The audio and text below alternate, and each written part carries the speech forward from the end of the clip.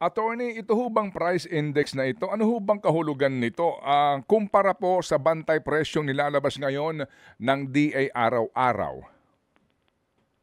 Okay, so ang daily price index po ay isa pong sistema o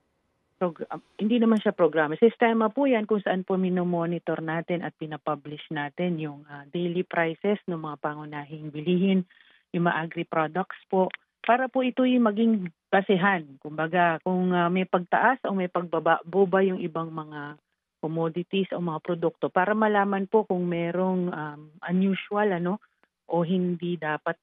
kumbaga may pagtaas o pagbaba, para po malaman natin o ma-alert natin kung ito po ba ay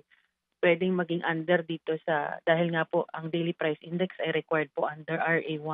12022, which is the Anti-Agricultural Sabotage Act nga po, kung saan yung smuggling, profiteering, hoarding po ng mga agricultural products ay